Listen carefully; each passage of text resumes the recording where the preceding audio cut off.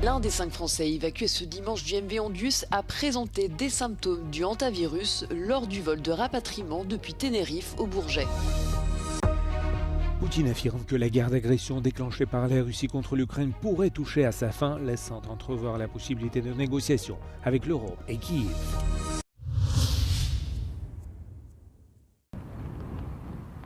L'un des 5 Français évacués ce dimanche du MV Ondius a présenté des symptômes du hantavirus lors du vol de rapatriement depuis Tenerife au Bourget, a annoncé Sébastien Lecornu. Dès leur atterrissage, les passagers ont été transférés à l'hôpital Bichat, au cœur de Paris. Immédiatement placés en isolement strict jusqu'à nouvel ordre selon le Premier ministre, ils sont désormais pris en charge médicalement et feront l'objet de tests et d'un bilan sanitaire. Plus tôt, les autorités françaises avaient indiqué dans un communiqué qu'en cas d'apparition de symptômes chez une personne suivie, celle-ci serait immédiatement reclassée comme cas suspect et intégrée à une procédure prévoyant une évaluation spécialisée, puis une prise en charge sécurisée dans un établissement de santé de référence. Les premières évacuations des quelques 150 passagers et membres d'équipage du MV Ondius avaient débuté sur l'île de Tenerife dans les Canaries dimanche matin. Des rapatriements par avion vers l'Espagne, la Grèce et le Canada ont déjà eu lieu. D'autres sont en cours avec un dernier vol pour l'Australie prévu lundi. Tous les passagers seront soumis à un isolement d'au moins 45 jours dans leur pays respectif. Selon l'OMS, bien que ceux-ci soient classés comme contact à haut risque, le danger pour la population reste faible. Le président russe Vladimir Poutine a déclaré samedi que la guerre que la Russie a déclenchée contre l'Ukraine touchait à sa fin et qu'il serait disposé à rencontrer le président Zelensky si les pourparlers visaient à conclure un accord de paix à long terme. S'exprimant à l'issue du défilé annuel de la journée de la victoire en Russie, Poutine a également déclaré qu'il serait disposé à négocier de nouveaux accords de sécurité pour l'Europe, mais a vivement critiqué le soutien occidental à Kiev. Раскручивать противостояние с Россией, которое продолжается до сих пор. Я думаю, что дело идет к завершению, но все-таки это серьезная вещь. Le défilé de la journée de la victoire de cette année a été considérablement réduit par crainte de frappes de drones ukrainiens de plus en plus performants et efficaces et s'est déroulé après que le président américain Donald Trump a annoncé un cessez-le-feu de 3 jours entre les deux parties. Moscou et Kiev se sont pourtant mutuellement accusés de le violer, l'Ukraine faisant état de près de 150 frappes russes samedi.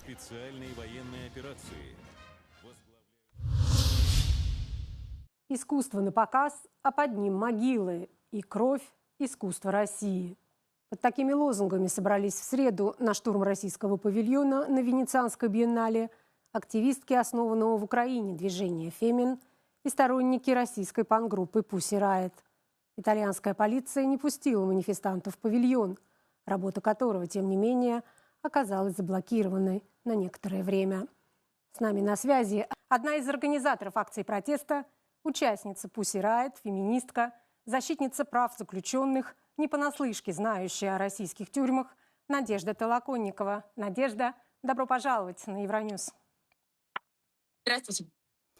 Название вашей акции можно перевести как «Шторм Венеции» или «Штурм Венеции».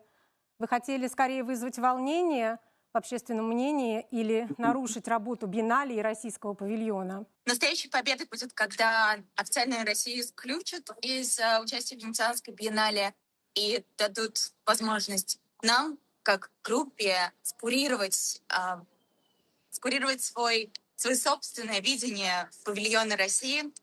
Мы считаем, что сегодня настоящим лицом России являются люди, которые сидят незаконно. Предложение очень простое. Мы хотим принести искусство, сделанное политзаключенными художниками, которые сидят сегодня в российском ГУЛАГе за то, что они выступили в поддержку Украины против режима Путина. Очень просто. У нас есть эти работы, у нас есть биографии этих художников, у нас есть связь с их родственниками, адвокатами, группами поддержки. И мы можем организовать все это за 2 дня. Нам нужен только павильон, и нам нужен реальный диалог, а не закрытая дверь.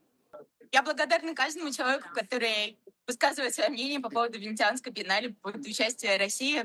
Но пока я хочу сказать, что Россия выигрывает, что у них сейчас происходит вечеринка на костях они пьют водку, они раздают бесплатное шампанское. В этом движении против включения официальной России в Венецианскую биеннале очень много союзников. Ведь и Европарламент, и Совет Европы, и, я думаю, другие к нам подключаться. Поэтому я думаю, что если не в этом году, то в 2028 году нам удастся привести искусство политических заключенных России вместо того парада абсурда, который происходит на выставке в павильоне России сейчас.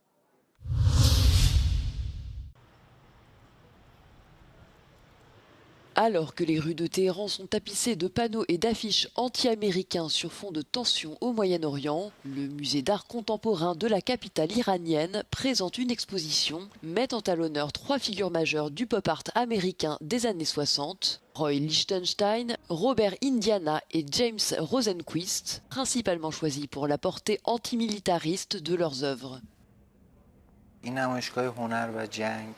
نمایشگاهیه که یه طورایی این حس به مخاطب منتقل میکنه که با وجود اون جنگ، با وجود تمام سختی‌هایی که آدما میگذروننش، این هنره یه راه فراریه برای اون فشاری که به همه وارد شده. بخش اصلی کارا خب مال آرتیستای آمریکایی بود و این نگرششون که جنگ رو به سخره میگیرن.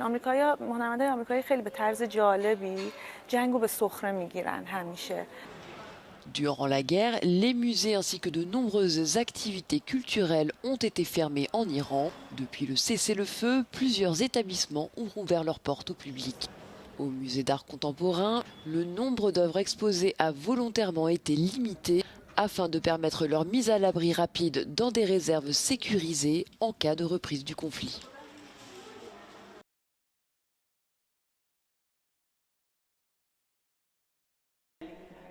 C'est un spectacle qui fait frissonner les visiteurs depuis des siècles. Dans l'église du monastère de Banz, dans le sud de l'Allemagne, 4 squelettes complets sont recouverts de soie, de brocart et de pierres précieuses.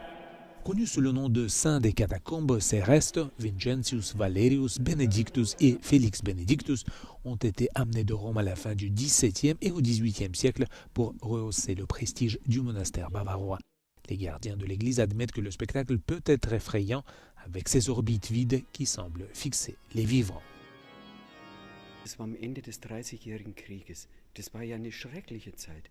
Da ist ja 3/4 der deutschen Bevölkerung einfach umgekommen. Durch Kriege, Seuchen etc.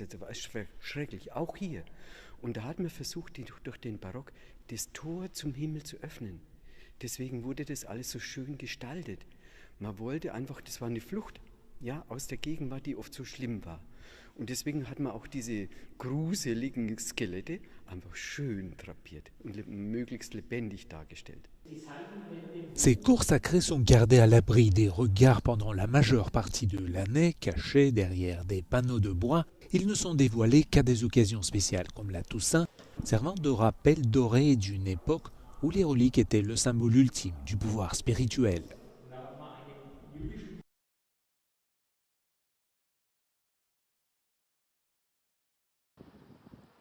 La Hongrie fait face à une sécheresse persistante de ses sols, un phénomène particulièrement préoccupant sur le territoire de la Grande Plaine, dans la partie orientale du pays. Afin d'atténuer la situation, le Premier ministre tout juste entré en fonction, Péter Magyar, a chargé László Gulyás, appelé à diriger le ministère de l'Environnement, d'élaborer un plan d'urgence de gestion de l'eau. Parmi les mesures préconisées, celui-ci a appelé tous ceux qui le peuvent à s'abstenir de tondre leur pelouse au moins jusqu'à la fin du mois de mai, soulignant qu'une herbe fréquemment coupée entraîne un besoin d'arrosage beaucoup plus important. Selon le porte-parole adjoint de l'Autorité nationale de l'eau, le déficit hydrique accumulé au cours des 5 dernières années équivaut à une année entière de pluie. Les autorités appellent à une mobilisation citoyenne.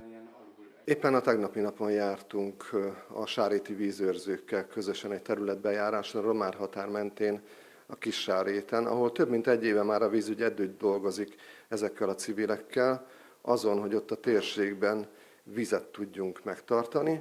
Itt a Sebeskörös és a Berettyó vízkészletére alapozva állami művekkel juttatjuk ki a vizet, a civilek pedig jelentős segítséget nyújtanak például a csatornákon betétpallózásokban, vízkormányzásban, illetve nyilván kollégáinkkal egyeztetve, ahol lehet ki is vezetik a vizet a tájba. Les niveaux des rivières, des lacs et même des nappes phréatiques atteignent des seuils particulièrement bas. Selon le maire de Gardogne, commune située sur les rives du lac Velence, la pénurie d'eau constitue depuis longtemps une préoccupation majeure pour les dirigeants locaux. L'élu estime que le recours à l'eau du Danube reste une solution provisoire et qu'à long terme, seul un nouveau réseau de canalisation constituerait une mesure durable. Mivel hogy a város 50-60 éve turizmusra épül, szükség van a Velencei tóra és a Velencei tóban lévő vízre, amit most jól látható módon egyre kevesebb. Az idei évet, az idei szezont a legmagasabb, azt hiszem 81 cm-rel kezdtük, most pedig sajnálatos módon már csak 66 cm a Velencei tó vízállása. A legkisebb vízállás az 53 cm volt, ezt valószínűleg június végére el is fogjuk érni. Le niveau d'eau actuel est environ 60 à 70 cm inférieur à la norme optimale.